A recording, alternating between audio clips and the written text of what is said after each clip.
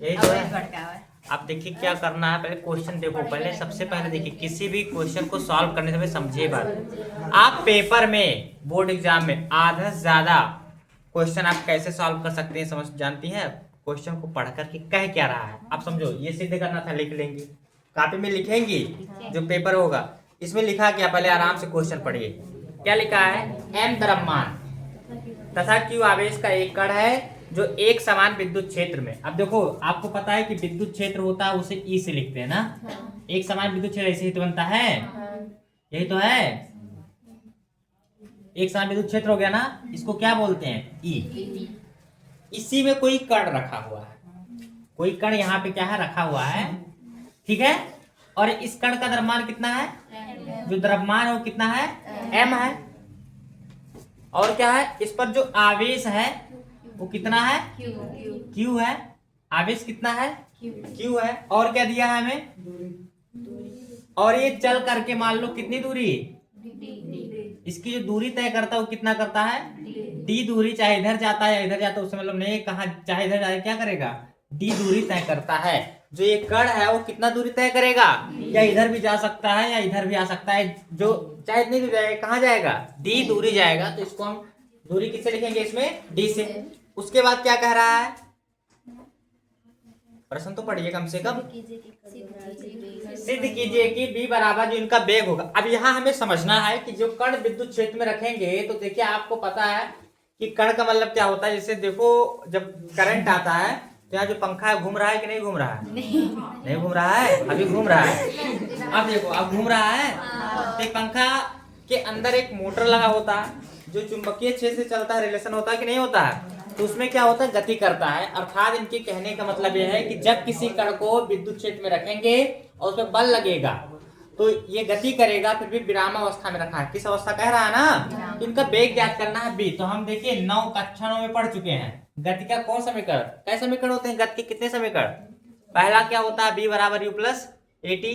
दूसरा क्या होता है? एस बराबर U T plus half A T square. और तीसरा क्या होता है?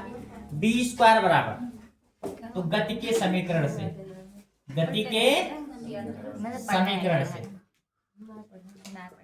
बी स्क्वायर बराबर यू स्क्वायर प्लस क्या होता है? 2a s। बहुत ही आसान क्वेश्चन है ये, होता है सूत्र। समीकरण क्या बन जाएगा? ये एक। आप समझिए, एक कण था, बात ना करो, वो विद्युत क्षेत्र में रखा था। किस अवस्था में रखा है? तो विरामावस्था। इसका प्रारंभिक वेग कितना होगा? 0 होगा। तो u बराबर कितना हो जाएगा? 0।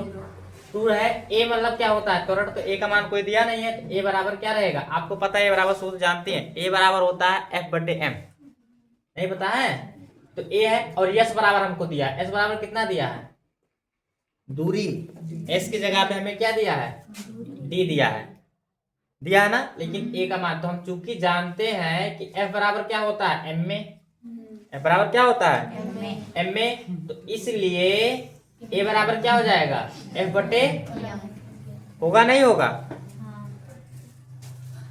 तो यहाँ होगा बी स्क्वायर बराबर, देखो u का मान 0 का स्क्वायर प्लस 2, a का मान कितना है? F/m into D. हमको क्या क्या मिल गया? 2 मिला, 2 मिला, और f नहीं मिला ना, d मिल गया। m बचा क्या है? QE। बताओ QE कैसे आएगा? तो बी स्क्वायर बराबर क्या हो जाएगा? 2FD बटे कितना? m। यही तो आया। अब बताओ हमें क्या नहीं मिला है? तो QE कैसे आएगा? क्योंकि हम जानते हैं कि f बराबर QE होता है, अभी तो बताए थे। f बराबर Q, जो E बराबर होता है F बटे Q। नहीं पता है? E बराबर होता है F बटे Q। होता है कि नहीं होता है? तो इसलिए यह बराबर क्या हो जाएगा? QE होगा कि नहीं होगा? अब बताओ, जहां F है यहाँ क्या रख देंगे? तो बी स्क्वायर बराबर यहाँ लिखते हैं, तो बी स्क्वायर बराबर क्या हो जाएगा? 2QED बटे क्या हो जाएगा? M स्क्वायर टाइम क्या लग जाएगा? 2QED बटे, आया नहीं आया? प्रूव्ड हो गया। कितना आसान क्वेश्चन था। तो आपको हर चीज पता होना चाहिए, कहाँ क्या लगेगा। अब देखो 9 का काम लगा कि नहीं, इसलिए क्या आता है कि 9 से 12 तक आप बहुत अच्छे साइंस पढ़ेंगे तब आपको समझ में आएगा। तो बहुत सारी चीजें आपने पढ़ा नहीं, पढ़ाने के बाद नहीं, आपने पढ़ा ही नहीं। नहीं पढ़ा है ना।